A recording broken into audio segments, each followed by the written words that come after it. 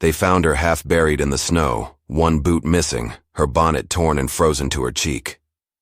Her horse had limped back to the ranch without her, and no one knew where she'd gone, except him.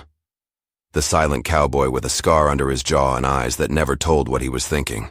He didn't ask permission. He just saddled his horse and rode west into the blizzard. 3 nights later he came back, frozen to the bone, with her in his arms. But that was only the beginning, because the girl who once lit up the barn with her, Laughter couldn't speak anymore, and the cowboy who'd always kept his distance never left her side, not when the snow turned the plains to silence, not when the wolves came close, not even when the townsfolk whispered that no man would stay through winter. For a girl who might never walk again. Before we jump back into how it all began, introduce yourself in the comments and let me know where you're tuning in from, and make sure you're subscribed so you never miss a single chapter. The town of Elk Hollow didn't look like much on a map, just a scatter of wooden buildings, a dry well, and a single dirt road that split the place in two. If you blinked riding past, you might miss it. But for those who lived there, Elk Hollow held decades of dust and secrets. They were pressed into the floorboards of the general store, folded into hymn books at the chapel, and passed like kindling through the lips of women on porches, fans fluttering like moth wings, and nothing stirred their tongues quite like her. She lived in a crooked cabin at the edge of the cottonwood trees, where the wind never stopped and the land dropped into nothing but pasture. Folks said she was cursed. Others, more kindly, said she was simply unlucky. She didn't come into town much anymore. When she did, people looked past her like she wasn't there, or worse, like she was something to be pitied. Her name was Clara May Larkin, and once, not long ago, she'd been the promise of the valley, before the fire, before her husband died in it, before she stopped speaking. No one knew why her voice left her. There wasn't a mark on her throat, no burns, no damage the doctor could see. But after the flames ate through her home and took the man she'd married, just last fall, Clara hadn't said a single word, not even at his funeral. Rumors filled the silence she left behind. Some said it was shock. Others whispered that she'd gone mad. A few said her grief had bound her mouth tighter than any sickness could. And maybe they were right, because even after she'd healed, after the limp in her right leg had faded enough to walk, after her hair grew back thick where it had singed away, her words never returned. She swept her porch in silence, chopped wood in silence, prayed in silence, and in the rare moments she walked into town for sugar or thread, no one met her eyes for long. Only children stared, until their mothers pulled them close and hurried them along. There were no invitations, no neighbors bringing bread, just wind, dust, and the long hours of a life spent listening to what the world thought of her. She never argued. She never cried where anyone could see. But inside her, something had curled up and gone cold. Her only company was the old mare she'd rescued from auction and a one-eyed dog that wouldn't leave her porch. She'd named neither of them out loud, but she loved them just the same. Clara May Larkin had learned to live in silence. What she didn't expect was for someone else to understand it. He came through town without a word, a tall man with a worn hat pulled low and a rifle strapped across his back. His horse was lean, dust-covered, and mean as a hornet. Folks in Elk Hollow saw the stranger, nodded once, and left him be. That was how they treated men like that. Men with ghosts in their eyes and no need for conversation. He asked no questions, bought supplies in exact change, rode out each evening and came back only when the stars were out. No one knew where he stayed. No one cared enough to ask. But Clara noticed, not in the way a girl notices a man. More like the way a broken clock notices the ticking of one that still works. From her porch, she watched how he moved. Careful, steady, alone. She thought nothing of it at first, but one morning just past first frost, she found a bundle left at the edge of her fence, chopped wood, tied in twine. Enough to keep her warm for days. No note, no sign of who'd done it. She stared at it, then at the woods beyond, but whoever had left it was already gone. The same happened the next week. This time, a sack of oats and a spool of heavy thread. Not left on her porch, just close enough to find. Not close enough to spook her. That was how it started. No words, no footsteps. Just quiet acts from someone who understood what it meant to live with ghosts. She never caught him in the act, but she began to suspect.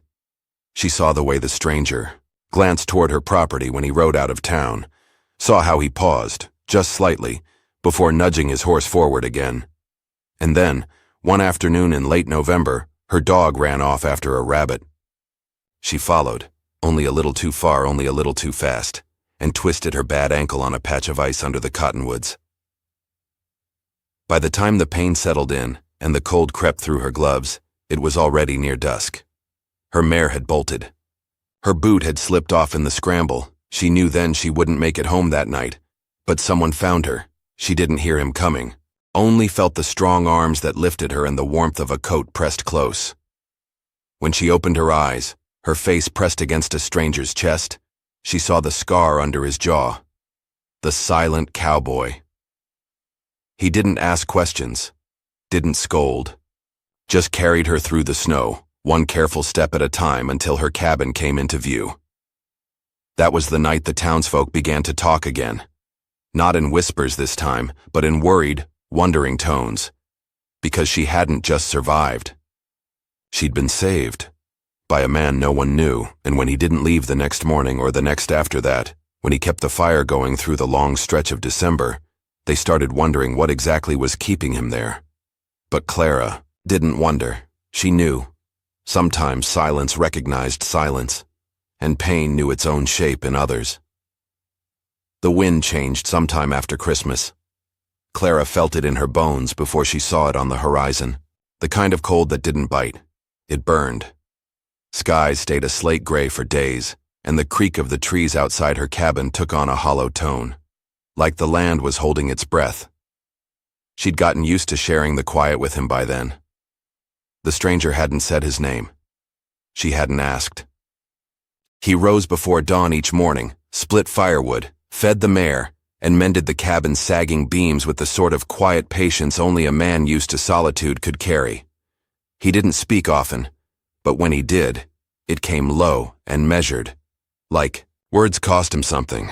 "Storm's coming," he said one night, standing by the window with a mug of black coffee in his hand. His voice rasped like gravel, but his eyes softened when they met hers. Clara nodded, a small motion, then pulled the blanket tighter around her shoulders. She still hadn't spoken. Not once, but he never pushed. Some evenings, she'd find him, outside, sitting on the step with the dog curled at his boots. He'd carve bits of driftwood into animal shapes, wolves, crows, a mare mid-gallop, and leave them on the mantel without a word. And sometimes, when the wind died and the stove crackled just right, Clara would sit beside him on the porch. No sound, but the distant howls and the pop of cedar burning inside. It wasn't love, not yet. But it was something, a shared understanding. Two broken souls learning the shape of each other's silence. The townsfolk noticed old Marla at the mercantile, squinted at Clara a little longer each time she came in. Deputy Holt, always too curious for his own good, asked one too many questions about whether she was still keeping company with that drifter. Clara said nothing, of course. Just, kept her gaze steady until Holt shrugged and moved on, but the whispers grew louder. "They say he's an outlaw, probably running from the law. No decent man hides in the hills like that. Poor girl, she's been touched in the head since the fire. Probably thinks he's some kind of guardian angel. It didn't matter that the stranger had done more good for her than anyone else in town. All they saw was a mystery, and folks feared what they couldn't explain. Still, he stayed. Through the long stretch of January, when even the creek froze solid and wildcats cried in the canyon, he stayed. They fell into rhythm. He worked the land with care, rebuilding the collapsed chicken coop and patching the back fence. She began to hum while she cooked, soft, almost imperceptible songs from childhood. Her hands moved easier. Her shoulders sat a little less heavy. One night while she stirred stew, he stood in the doorway watching her with a look she hadn't seen before. Not pity, not curiosity. Something like recognition. You were a teacher, weren't you? He asked. Clara froze. She didn't know how he knew, but she nodded once. I saw the papers in that trunk, he said gently, glancing toward the bedroom. The handwriting, the lessons. She looked down, her breath caught. Bet you loved it, he said after a pause. Kids, books, the quiet kind of days. A tear slipped down her cheek before she could stop it. She turned away. Behind her, he set a hand gently on the table, just near hers, not touching, but close enough to feel the warmth. I ain't much for talking, he said quietly. But I know what it's like to lose something you were born to do. And just like that, the silence between them deepened, not empty but full, thick with all the things neither of them had the words for. The next morning there was blood in the snow. Clara found it first, not far from the back fence, small tracks, frantic, then smeared red where something had been dragged. The stranger crouched beside it, brow furrowed. Coyote, she mouthed silently. He shook his head. Too clean. This was a blade. Her stomach turned. Bandits didn't usually come this far into the hills, but starving men made dangerous choices. And word had surely gotten around that Clara wasn't alone anymore. By dusk, he had reinforced every window, reset the traps around the cabin, and loaded the old shotgun above the hearth. Clara watched him move, efficient, calm, like a man who'd done this before. He caught her eye once as he pulled his coat on. I'll take first watch, he said. You rest. But she didn't rest. She sat by the fire, blanket around her shoulders, the dog pressed close to her feet, and listened to the wind howl across the valley. Around midnight, the door opened. He stepped in quietly, his face pale from the cold. No sign, he said. But they'll come. Could be tomorrow. Could be next week. She met his eyes, then reached slowly for a piece of charcoal and the edge of a feed sack. She wrote in clean, precise script. Why are you doing this for me? He read it, his jaw tensed then relaxed. Because someone should have done it for me, he said. She waited. He didn't explain, didn't have to. Whatever past he carried, it had taught him the value of showing up for someone when the rest of the world turned away. She reached across the table and touched his hand. This time, he didn't pull away. The wind roared for 3 more days. The snow came hard, white sheets that buried the garden fence and swallowed the shed halfway. They rationed the oats, took turns keeping the fire fed. One night, while thunder cracked and snow piled up to the windowsills, she found herself beside him on the floor, back to the stove, knees tucked close. She didn't remember falling asleep, but when she woke, his coat was draped over her shoulders, and when she looked up, he was already watching her. Outlaws wouldn't come in weather like this, he'd said. But Clara wasn't so sure. Some men didn't care about the cold, only what they thought they could take, and in Elk Hollow, the most dangerous kind of man was the one who thought a woman alone was fair game. Only now, she wasn't alone. Not anymore. By the time the thaw came, Clara had begun to believe in small miracles, not the loud kind, not angels and thunderbolts, but the quiet ones, a hand steadying a ladder, a second coffee mug always poured, a glance held just long enough to feel seen. But Elk Hollow was not a place that forgot. And it certainly wasn't a place that forgave, especially not women who stopped playing their part. It was late February when she ventured back into town, for the first time in weeks. The stranger, he'd finally told her his name, Reed, had offered to go in her place. But Clara shook her head. There were things she had to face herself. Bundled in her patched coat and scarf, she walked through muddy streets, the dog at her side, determined not to look away from the stairs. The general store had grown colder, not in temperature, but in tone. The smiles were thinner, the whispers louder. She kept her eyes on her list: sugar, coffee, soap, a bolt of fabric if they had it. But when she reached the counter, Marla, the shopkeeper, leaned in with a smirk. "Guess you finally tamed," Him, huh? She said, loud enough for the others in the store to hear. Clara blinked. Marla didn't wait for an answer. Poor man. Doesn't even know what he's gotten himself into. First your house burns down, then your husband dies. Now this new one shows up just in time to rescue you. She raised her eyebrows. Coincidence? The words hit harder than a slap. Clara's hands trembled as she reached for the coin in her pocket, but it spilled across the counter, scattering to the floor. A few chuckles rose from the back of the store. She knelt to gather the coins, cheeks burning, eyes fixed on the worn floorboards. Her breath came shallow.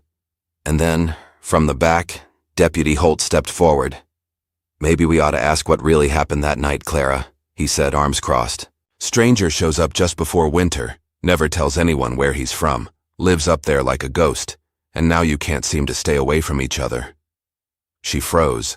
A shadow moved at the door, but it wasn't Reed. No one stepped in. No one defended her. Just silence. Just shame.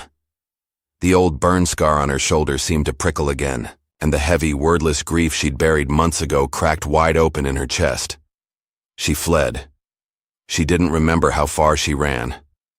Down the main road, through the edge of town, past the split fence near Miller's Creek. Her lungs burned. Cold tore at her throat. She only stopped when her leg gave out, slipping on half-frozen mud just before the tree line. She fell hard into the snow, hitting her shoulder, cheek pressed to the earth. The sky above her blurred. She couldn't move, and maybe she didn't want to. What was the point? No matter how much she rebuilt, they would never let her be anything but the broken widow with the burned-down past. No matter how kind Reed was, how quietly he stood beside her, the town had already written her ending. She was nothing more than a story they told to each other in low voices. A cautionary tale. Her chest ached, not from the cold, but from the way everything good kept slipping through her fingers.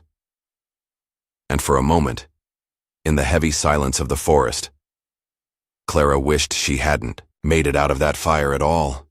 She didn't hear him approach, but suddenly a coat was draped gently over her shoulders. Warm hands touched her arms, not to lift, not to drag, but just to let her know he was there. Reed knelt beside her, mud on his knees, snow melting in his beard.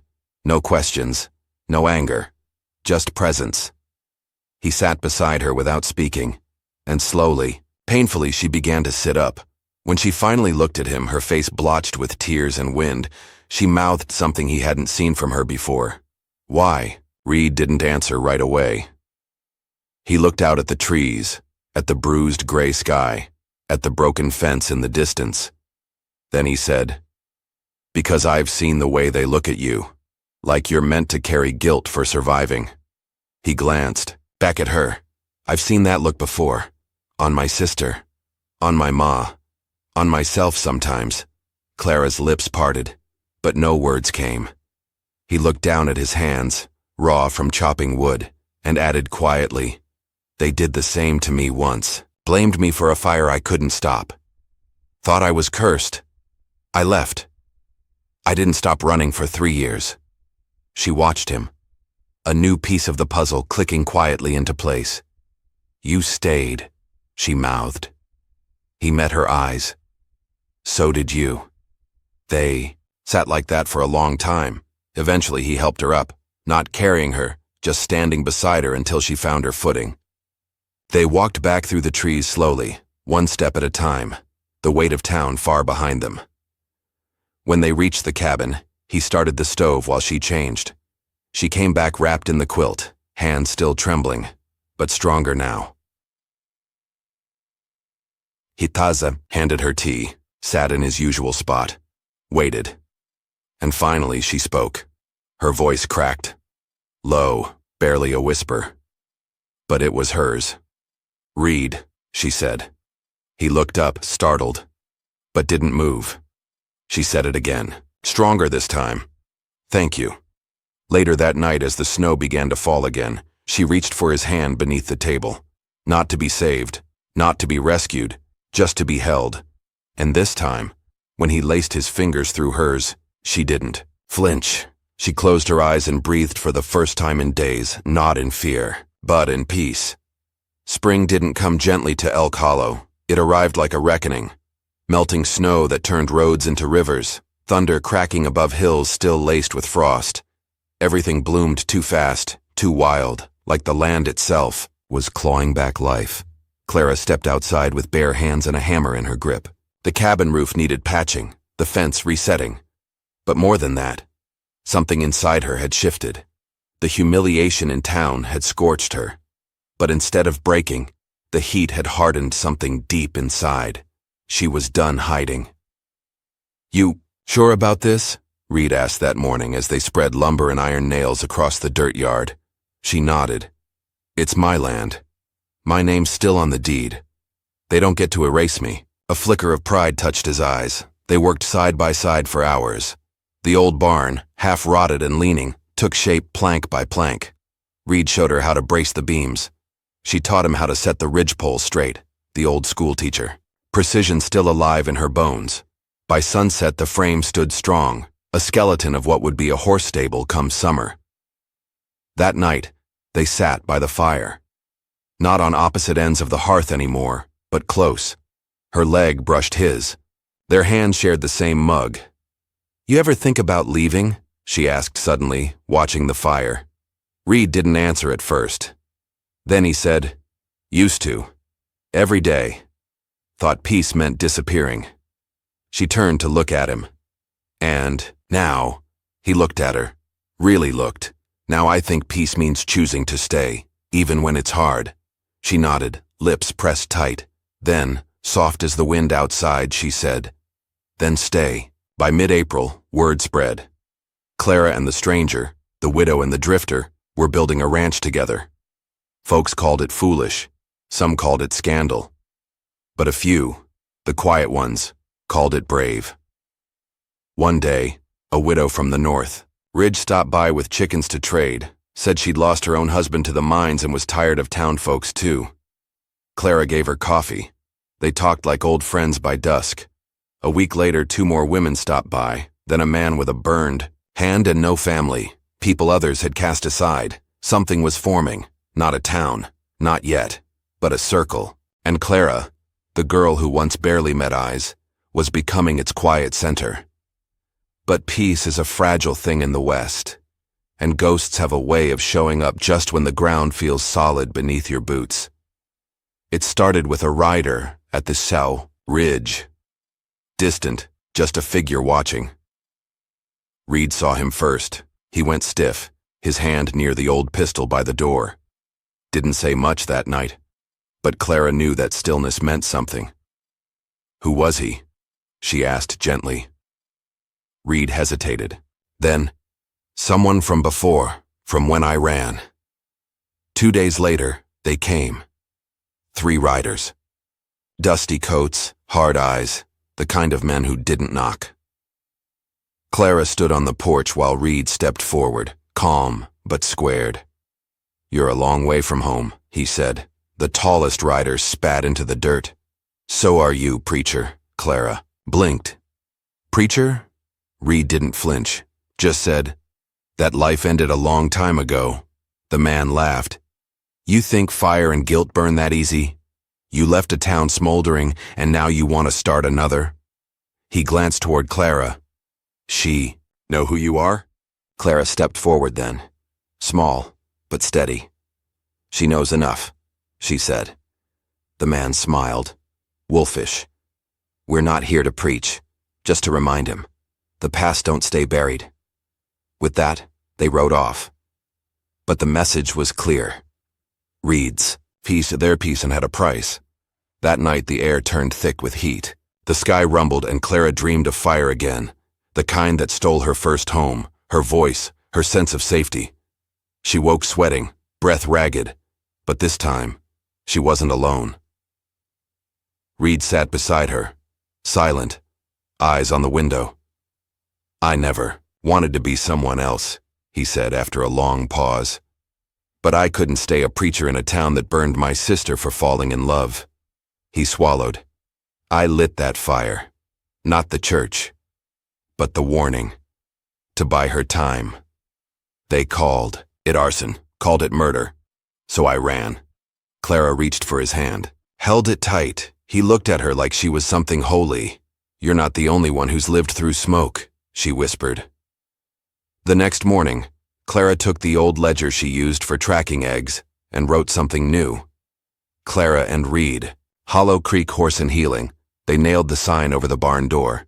If the town wanted whispers, let them whisper something worth hearing. They taught local kids to ride. Took in strays, 2-legged and 4. Some days Clara would walk through the pasture and feel something like joy. Real, earned, but the final test hadn't come yet. Not until the day Deputy Holt rode up with a letter, a federal seal, a name Clara didn't recognize. But the accusation was clear. Reed was wanted in another county for aiding fugitives and evading arrest. Holt didn't look gleeful this time. Just resigned. You knew this was coming, he said. Reed nodded. Clara stepped between them. There's no justice chasing down men who saved lives, she said. Holt sighed. Law doesn't always care about the reasons. He handed Reed the letter. They'll want you to turn yourself in within the week. After that, I can't stop them. That night they didn't talk much. They just sat on the porch, shoulders touching, the world around them still. Then Clara said, "You could run again." Reed looked at her. "I'm tired of running." She nodded. Then she said the only thing that mattered. "Then I'll stand with you." The day Reed was meant to leave, the clouds rolled in low and heavy. Not storm clouds, just that soft gray that made the whole world feel hushed, as if even the sky was holding its breath. He stood by the hitching post, coat buttoned, jaw set. In his hands, the folded letter from the law. The one asking him to come quietly, to vanish again into a world that never asked what he'd done, only who he was when the smoke cleared. Clara stood on the porch. Her boots were muddy, her apron still dusted with flour, but her spine was straight and her eyes didn't flinch. He hadn't asked her to come with him, and she hadn't offered. Not yet, not until she was sure. "You don't have to go," she said. Reed shook his head. "They'll come looking." "And what if they do?" she asked. He didn't answer. He just looked out over the pasture where the fence still leaned, where the barn they'd built together stood proud and unfinished, where the dog lay curled at the edge of the porch, lifting his head but not barking, like he understood too. "I never had something like this before," Reed said quietly. "Not even back when I was a preacher. I thought peace was a place, but I was wrong." Clara's voice barely rose above the wind. "What is it then?" He looked at her, eyes dark, steady. "It's a person." That's when the hoofbeats came, not soldiers, not marshals, not a posse, just Deputy Holt, with a strange look on his face. He dismounted slowly, tipping his hat toward Clara, then handed Reed a second letter, this one unsealed. Clara watched Reed read it, line by line. His face didn't move, but something in his shoulders eased. "What is it?" she asked.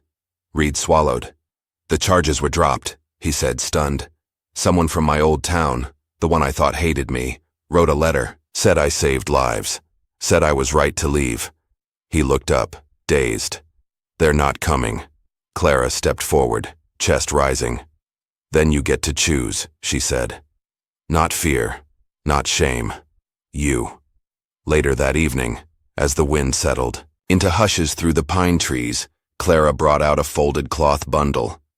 Inside, a silver ring, dented and simple. "It was my mother's," she said. "The only thing the fire didn't take." Reed held it in his palm like something fragile. "I don't need a preacher or a paper," Clara whispered. "I just need you." He didn't speak. He just slid the ring onto her finger with a hand that trembled more than hers. They stood there, in silence, two people the world had tried to bury. But they were still here, together. The stars came out slow that night, one by one like witnesses. Clara and Reed said their vows with no audience but the wind and the dog and the land that had nearly broken them. She wore no veil, no flowers, just the coat she'd patched herself and the strength in her spine that couldn't be taken. He said nothing flowery, Just one word, whispered like a promise. Yes. Years later, they would tell their daughter the story. About a winter when everything seemed lost. About a fire that took a home, and another that lit the way to a new one. They named her Hope. Not for what they wished for, but for what they finally found. If this story stirred something in you, if you believe in second chances, in quiet strength, and in the kind of love that doesn't come easy, then this is just the beginning. Subscribe, and let me introduce you to the next miracle tomorrow.